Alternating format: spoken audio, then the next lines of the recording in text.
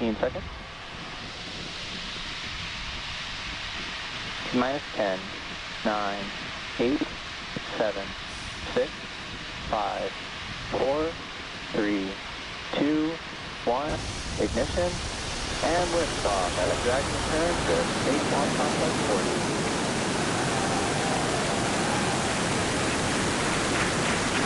Tons of science and cargo take flight on NASA's SpaceX 30th Commercial Resupply Services mission. Falcon 9 at 1.7 million pounds of thrust.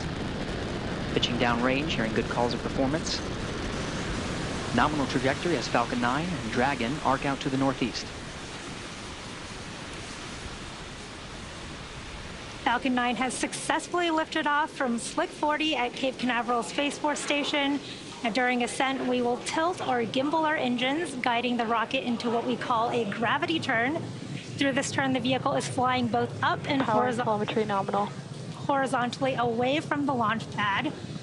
Now, this rocket typically needs to go about 17,500 miles per hour horizontally in order to make it to orbit and avoid being pulled back down to Earth. So moments ago, we did throttle the engines down in preparation for max Q, or maximum aerodynamic pressure, in just a couple seconds. Max Q. There was that call out for max Q. And coming up, we have a few events in quick succession, starting with main engine cutoff, followed by stage separation, second engine startup 1, and the start of the boost back burn for the first stage. MVAC is chilling.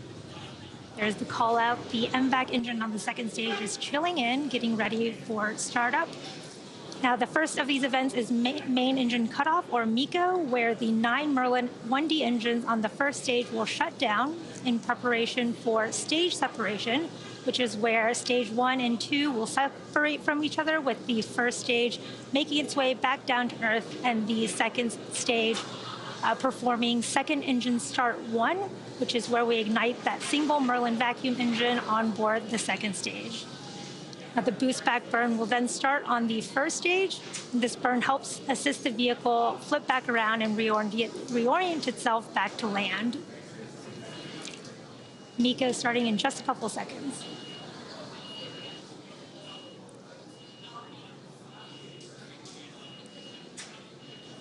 MECO. Stage separation confirmed.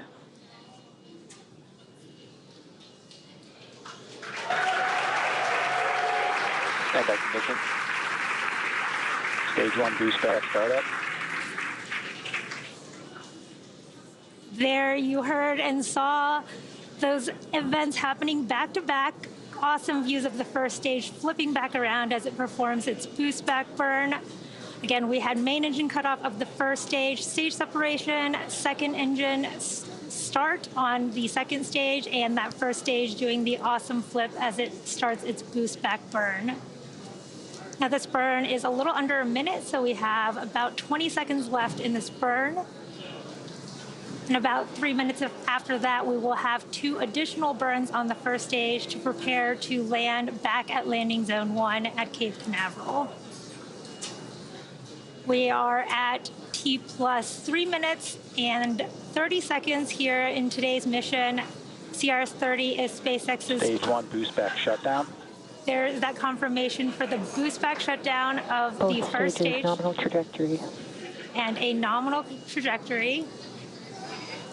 As again, CRS-30 is SpaceX's 27th launch this year. And we are coming up on the entry burn of the first stage, as well as second engine cutoff. On those live views of the first stage, you can see the attitude control system creating those beautiful puffs of white gas. And that's nitrogen from the cold gas thrusters of the attitude control system. And around T plus 6 minutes and 30 seconds, you should see on your screen the first stage's entry burn. And for the entry burn, we relight 3 of the M1D engines on the first stage, starting with the center engine 9, followed shortly by engines 1 and 5, which slows the vehicle down as it passes back into the Earth's atmosphere. We need to slow down to reduce re-entry forces, which helps us to recover and reuse the first stage.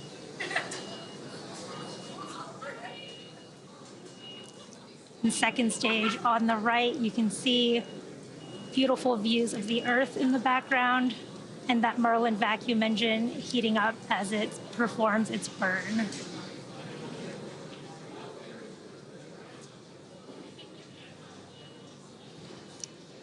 Again, we are a little over a minute to the start of our first stage entry burn. You can see the first stage on those live views on your left with 2 of the 4 hypersonic grid fins deployed, helping steer that first stage down as it makes its way back home to Earth.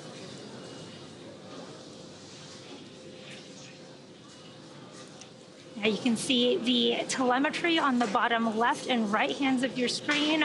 The right-hand side is the second stage carrying our Dragon capsule, and the left-hand side is the first stage. You can see the second stage speeding up as it is performing its burn, and the first stage is coming back down towards the Earth's atmosphere with the altitude decreasing. Really cool views from the attitude control system of the first stage.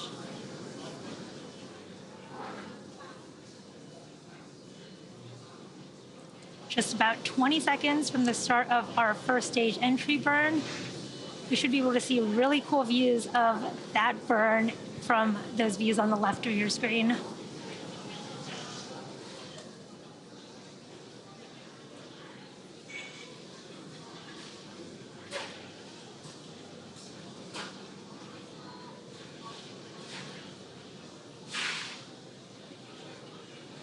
Stage 1 entry burn startup. There is the start of the stage 1 entry burn, and this is a 3-engine burn on the first stage of Falcon 9.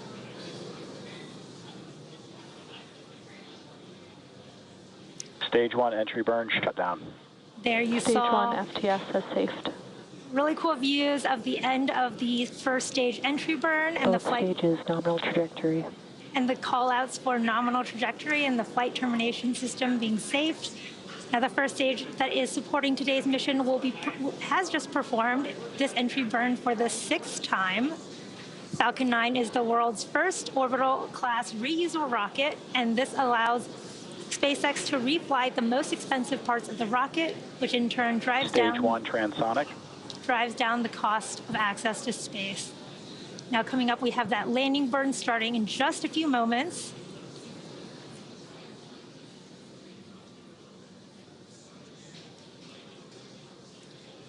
There's the start of Stage 1 landing burn. Start of that landing burn.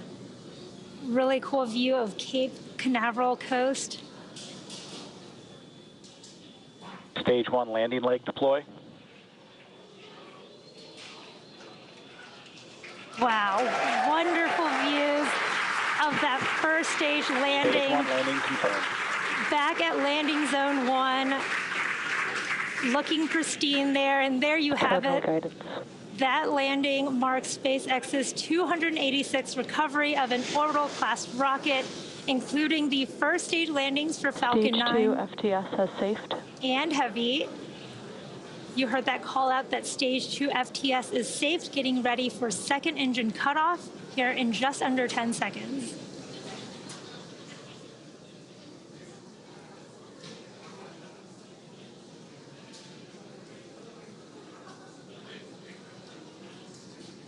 MVAC shutdown. There is that second engine cutoff with the MVAC shutdown call out, waiting for confirmation of a good orbital insertion. Nominal orbit insertion. There is that confirmation of good orbit. It looks like we are on track for Dragon separation in just a few minutes, just before the T plus 12-minute mark. It has been a great launch so far. As I mentioned earlier, today's launch was the first for our upgraded Dragon to be flying from Slick 40 after we stopped flying the older version of Dragon back in 2020. To support our growing launch manifest, we've made new upgrades to Space Launch Complex 40, including a brand new tower and access arm, which enables more efficient late load operations as well as human spaceflight missions. Now, with these updates, we are on our way to having 2 launch pads capable of supporting flying humans to space. You can see really cool views of the MVAC engine and the Earth in the background from the second stage. And in addition to flying cargo to support crew on board the space station, SpaceX also enables researchers the opportunity to fly critical science to orbit on Dragon, which has carried over 1,000 research experiments to and from low Earth orbit and the International Space Station since 2012. Enabling research in space paves the way for us to explore beyond Earth and make life multiplanetary. And now we are waiting for Dragon to separate from Falcon 9's second stage. To recap so far, we had an on-time liftoff at 4:55 p.m. Eastern Time. Everything has proceeded nominally so far. Stage separation occurred at about 2.5 minutes into flight, and that was followed by a successful landing of Falcon 9's first stage at Landing Zone 1 back in Cape Canaveral, Florida. That was the 6th landing for that particular Falcon 9 first stage. And for those of you following along, this Dragon capsule has also supported CRS-22, CRS-24, and CRS-27, which were 3 additional cargo resupply missions to the International Space Station. At about T plus 8.5 minutes, we had a successful second engine cutoff, followed by confirmation of a good orbital insertion. The vehicle is now coasting with Dragon attached, and we are just about 30 seconds away from spacecraft separation. We're seeing great views from the second stage with the Earth and the Sun in the background as it prepares to separate Dragon so that Dragon can begin its journey to the International Space Station.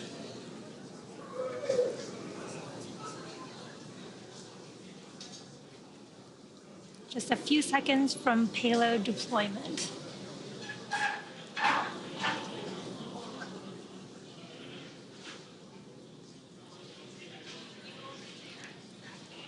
You can see Dragon floating away there. It's very exciting to see Dragon is drifting away from Falcon 9's second stage there, confirming good spacecraft separation. Now, SpaceX is honored to be a part of NASA's Commercial Resupply Services initiative to deliver critical cargo to the space station, and we thank NASA for entrusting us with today's mission. For those of you following along, you'll know that this mission marks our 27th of the year. Congratulations to the SpaceX team. We're just in March, and we're already launched in partnership with NASA missions like Axiom 3, Cygnus, and PACE, Intuitive Machines, Crew 8, and more. You can check spacex.com/launches for up-to-date missions and schedules. But that will do it for me here in Hawthorne. But I'm handing it over to Gary to take us through Dragon nose cone opening. Gary? Hey, thank you, Yome. We were following along from here in Mission Control Houston, a wonderful launch of Dragon from Space Launch Complex 40 at Cape Canaveral Space Force Station. Great to see Dragon in orbit and starting its journey on the way to the International Space Station. We're continuing our coverage here in Mission Control Houston, awaiting for the nose cone to deploy. The nose cone is at the very tip of the Dragon spacecraft. Once deployed, exposes the 4 forward bulkhead Dracos. These Draco thrusters will execute the series of maneuvers necessary to raise its orbit and meet up with the destination of Dragon's launch today, the International Space Station. Of course, after separation, it is carrying 3 tons of supplies, including science, as well as some food to the International Space Station. A common question we get is what sorts of treats and food are inside Dragon that the Expedition 70 crew aboard station is awaiting. We did receive word that there is a fresh food kit, including some fruits and vegetables like citrus, apples, and cherry tomatoes inside Dragon right now. There's also 2 crew-requested coffee kits and 60, that's 60, bulk overwrap bags. These are standard bobs containing some standard food menu items as well as some crew preference choices. You're getting a live look at the second stage, now transferring to the control rooms. On the left side, you see the SpaceX mission control teams over in Hawthorne, California, that oversaw today's launch and will continue to monitor Dragon on its journey to the International Space Station over the next day and a half. The teams you see there on the right are here with me in Mission Control Houston, the International Space Station flight control teams monitoring the orbiting complex, and of course the operations jointly with Hawthorne, the flight controllers there. Joint operations between the two teams you see here will come a little bit closer to when Dragon is in its final approach phase, just about 2 hours or so prior to docking. Docking is scheduled for early Saturday morning. Teams here are waiting for the nose cone deploy of Dragon, and we're standing by and continuing our coverage. Now, a little bit about the coming days and what Dragon and the journey that Dragon will undergo. So now that we are past the spacecraft separation from the Falcon 9 and awaiting that nose cone deploy, we're in the activation and rendezvous phase of the mission. During this phase, Dragon is configured for on-orbit operations. The phase begins after separation that we just saw from the Falcon 9 and ends with the completion of the final co-elliptic burn.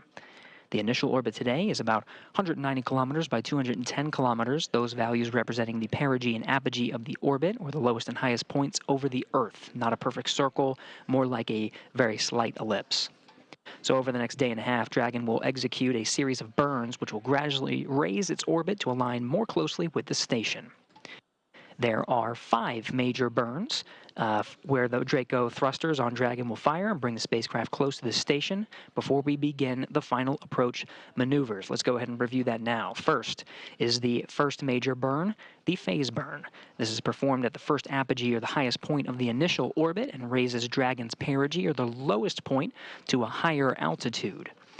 The next burn, which based on the orbital data that we're seeing, is the boost burn, which raises Dragon's orbit until it reaches an altitude just about 10 kilometers lower than the space station.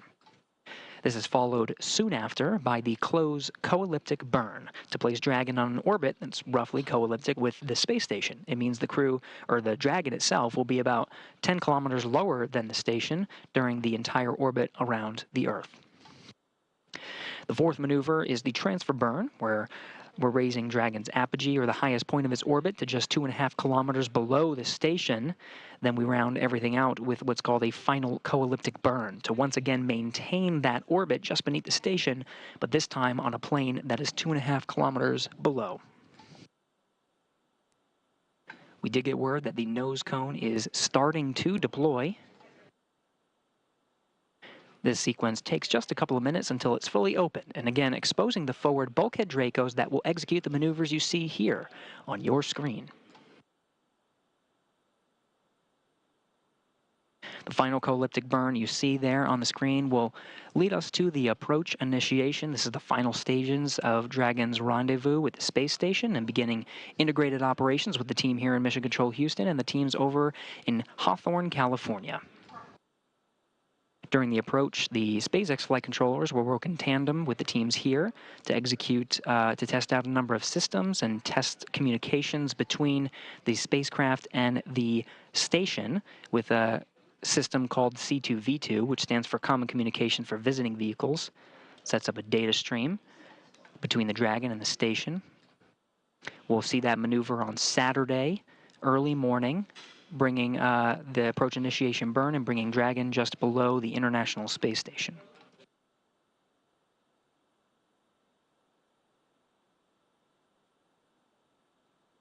Teams you see here on your screen are monitoring the Dragon after its separation. To begin the activation and rendezvous phase, we are opening the nose cone. We're about halfway through and tracking good progress. Once it is fully opened, they'll perform a series of checks to work on those forward bulkhead Draco engines. These are on the very tip of the Dragon spacecraft and will execute those burn maneuvers that we just went over.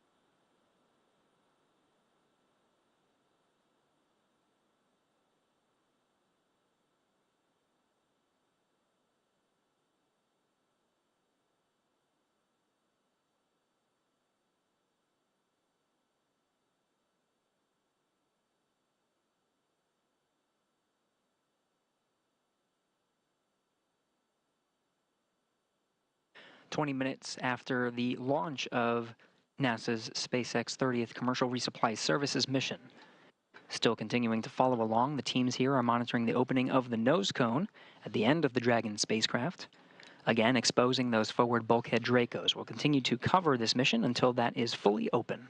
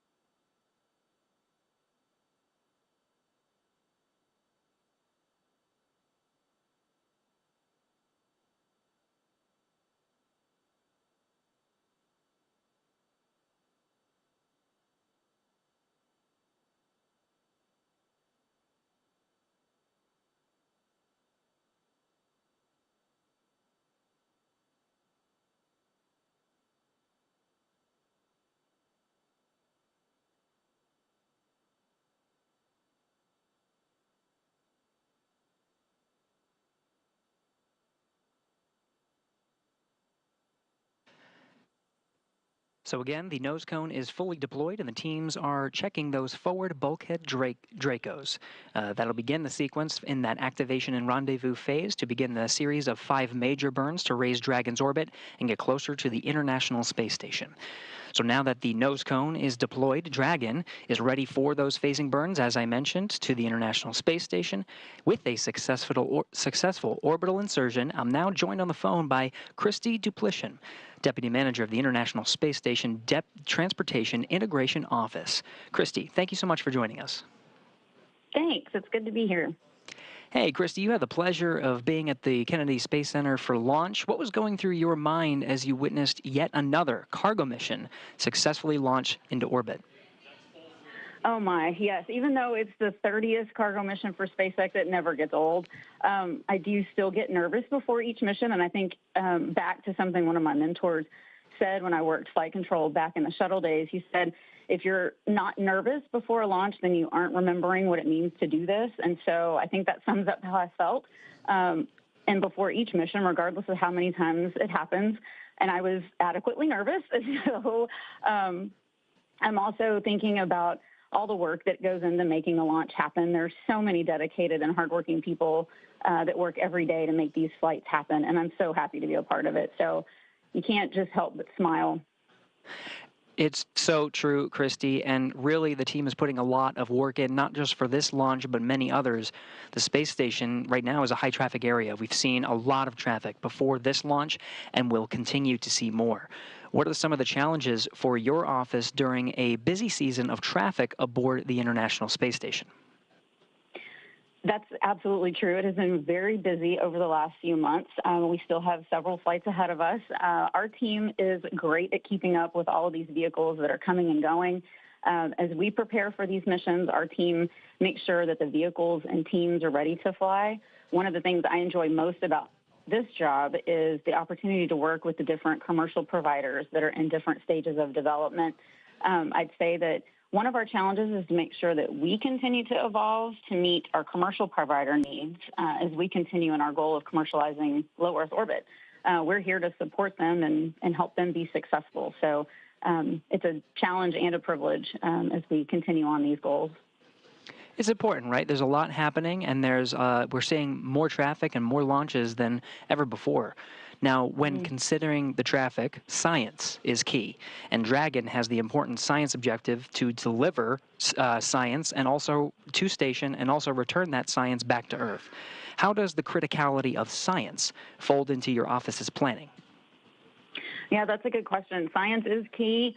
My office has the responsibility of providing the service to get all of the science and all the cargo, even the hardware that we need for different activities on orbit. We get it all there to station. And so we work closely with the Research and Integration Office to understand the needs of those research experiments and that each provider has for each of those missions.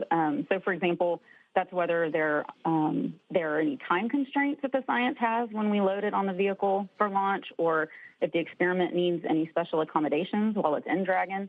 We work with our science team to make sure we understand that and then communicate that to our vehicle provider. Then we look across missions to make sure that we have a flight lined up to be able to be ready to fly the science when it's ready to go. And then also we have to return some of the science. So we also make sure that we have a flight ready to bring that science home when it's ready. So we work very closely with them because we are providing the ride. A lot of work, and it's absolutely critical. Christy Duplichin, NASA Deputy Manager of the International Space Station Transportation Integration Office, thank you so much for your time. Thank you. Thanks for having me. So Dragon will begin the methodical approach to the station with phasing burns to, again, close the distance between the cargo spacecraft and the orbiting laboratory. This will take approximately a day and a half, with approach and docking to the International Space Station expected early in the morning on Saturday, March 23rd. Join us on NASA TV and NASA Plus for our coverage of the final approach and docking of this spacecraft, beginning at 4:30 a.m. Central Time, 5:30 a.m. Eastern on Saturday for a docking expected near 6:30 a.m. Central, 7:30 a.m. Eastern.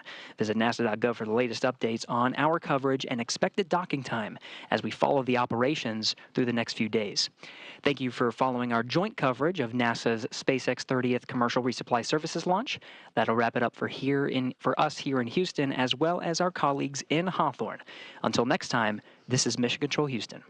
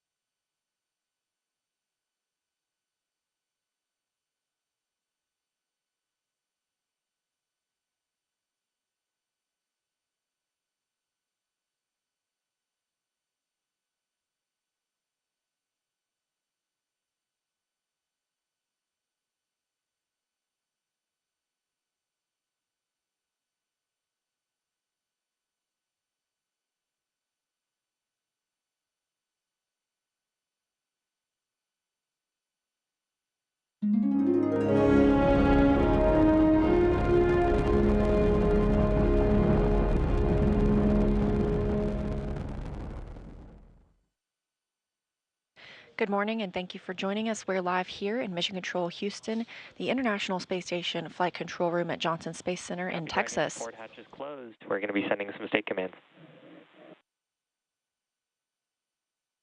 The departure of Crew 7 this morning comes just about a week after the arrival of Crew 8 to the International Space Station, bringing 4 new crew members. So over the last week, we've had a total of 11 astronauts and cosmonauts aboard the International Space Station. The departure today will bring it back down to the 7 crew members we typically keep aboard. Touch temperature LED is green.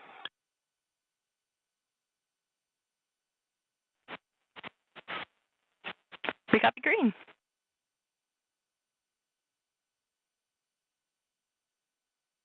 And with that little bit of communication, we just heard that the hatch inside Dragon Endurance is now closed. All 4 returning crew members, they're getting your first view inside the spacecraft this morning. They are now inside. Looks like Andy Mogensen there. He has been serving as the commander of the International Space Station, and yesterday that was handed over to Roscosmos cosmonaut Oleg Kononenko.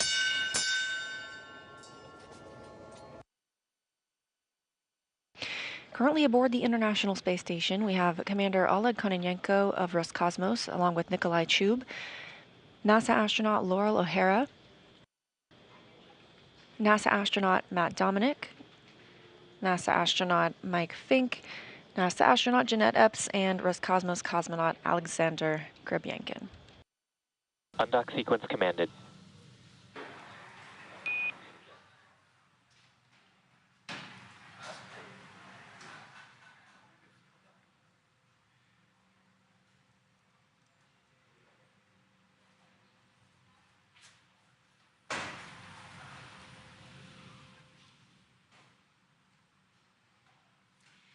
And we did just hear that call up to the crew that the undock sequence has begun. Umbilicals are demated, nominal.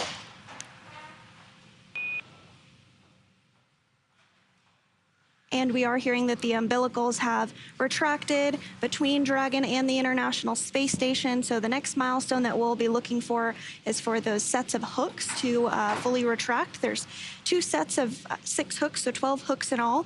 And once those hooks have separated, then there will be a short thruster firing that occurs of the Draco engines to help push Dragon back away from the International Space Station. Before they depart the International Space Station, let's take a moment to get to know the crew we're bringing home tomorrow. Lieutenant Colonel Jasmine Mogbelli hails from Baldwin, New York, and earned a bachelor's degree in aerospace engineering from the Massachusetts Institute of Technology and a master's degree in aerospace engineering from the Naval Postgraduate School. She also graduated with honors from the U.S. Naval Test Pilot School. As an AH-1W Super Cobra pilot and Marine Corps test pilot, she has flown more than 150 combat missions. In all, she has accrued 2,000 hours of flight time in more than 25 different aircraft. At the time of her selection as an astronaut, Mogbelli was testing H-1 helicopters and serving as the Quality Assurance and Avionics Officer for VMX-1. She's also the proud mom of twin girls.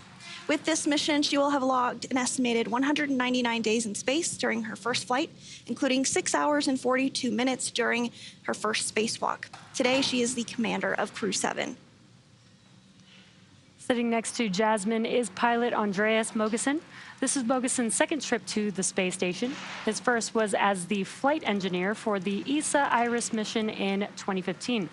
He was born in Copenhagen, Denmark, and graduated with an international baccalaureate from the Copenhagen International School, a master's degree in aeronautical engineering from Imperial College London, and a doctorate in aerospace engineering from the University of Texas at Austin. In 2015, Mogensen became the first Danish person to go to space and currently is serving as the European Astronaut Liaison Officer to NASA's Johnson Space Center in Houston. With this mission, he will have logged 209 days in space across 2 flights. In the role of mission specialist is Japan Aerospace Exploration Agency astronaut Satoshi Furukawa. Furukawa's interest in space began when he was just 5 years old and saw the Apollo 11 moon landing on TV. Furukawa was also a fan of the Japanese TV space hero Ultra 7. His professional career began as a medical doctor, but after seeing a news report about Japan auditioning for new astronauts to do science experiments on the space station, he decided to apply. He was selected by the National Space Development Agency of Japan to be an astronaut candidate in 1999, and his first mission to the space station was as flight engineer for Expedition 28 and 29 that launched from the Baikonur Cosmodrome in June 2011. Following this mission, he will have logged 366 days in space across his 2 trips. And to round it out, mission specialist Konstantin Borisov was selected to be a cosmonaut in 2018, and this was his first trip to space. He has a Bachelor of Economics from the Russian Academy of Economics, a Master of Science in Operations Research and Systems Analysis from Warwick University in Coventry, UK, and a Master in Aircraft Life Support Systems from the Moscow Aviation Institute. He has worked for companies such as Volvo and the Boston Consulting Group. He's also an experienced freediving instructor and an international freediving judge. He will end this mission logging 199 days in space. Thanks, Sandra. We just heard that separation is confirmed. The International Space Station and Dragon flying 261 statute miles over Hawaii at 10:20 a.m. Central Time, 11:20 a.m. Eastern Time.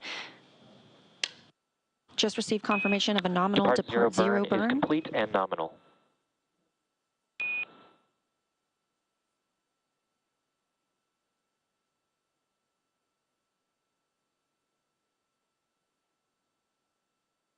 Depart zero burn being a very short burn using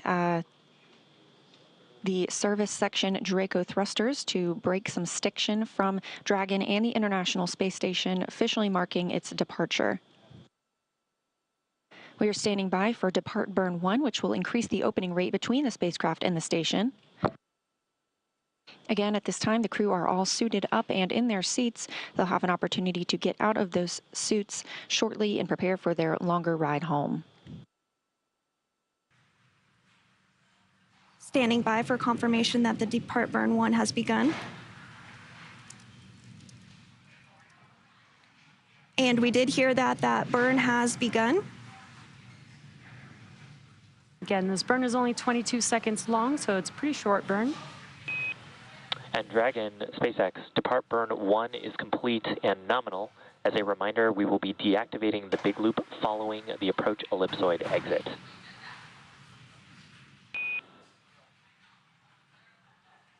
Dragon copies. Depart 1 burn is complete.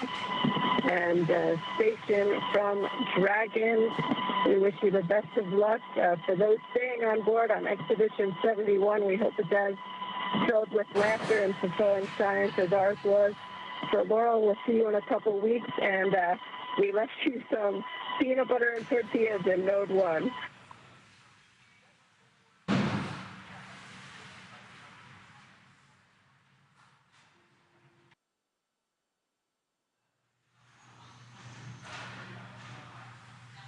And on board Dragon, the crew is going to begin to work on getting out of their spacesuits for the journey ahead. They are splashing down early tomorrow morning, so they're going to get comfortable. They do wear those spacesuits during some of the more dynamic phases of the mission, such as launch, as well as docking and undocking, and of course, splashdown. But now that they have successfully undocked from the International Space Station at 8:20 Pacific, about 12.5 minutes ago, they are able to get out of those spacesuits, get comfortable, maybe have a meal, and just enjoy their last few hours in orbit. Crew 7 was the first crew in which all 4 seats were occupied by a member of a different nationality or a different partner country. Jasmine Magbelli is our NASA astronaut aboard, joined by Andreas Mogensen of ESA, the European Space Agency. Satoshi Furukawa is from the Japan Aerospace Exploration Agency, or JAXA, and Konstantin Borisov comes to us from Roscosmos. It was the first flight for Jasmine and Konstantin, and the second flight for both Andreas and Satoshi.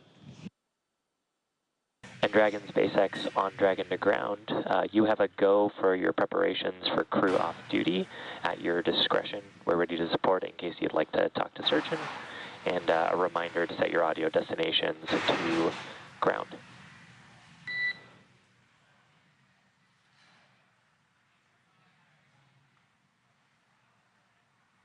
SpaceX, Dragon on Dragon to ground. We copy all, and now we're going to configure for crew off duty. Good readback, Dragon. And those words from the ground up to NASA astronaut Jasmine Magbelli, letting them know that now that they're out of the approach ellipsoid, they can get configured for a crew off-duty period as they wait splashdown early tomorrow morning. The crew is going to get out of their spacesuits and get comfortable for the remainder of their journey. So again, the crew is now out of the approach ellipsoid, which means that the spacecraft would not cross into the approach ellipsoid for at least 24 hours. Again, even if it lost all maneuvering, and we call that a safe free drift trajectory.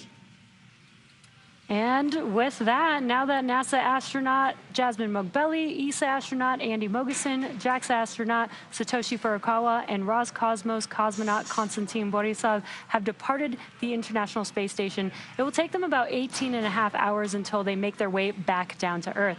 The crew is currently doffing their spacesuits, or they may have actually completely gotten out of their spacesuits to settle in for the flight home.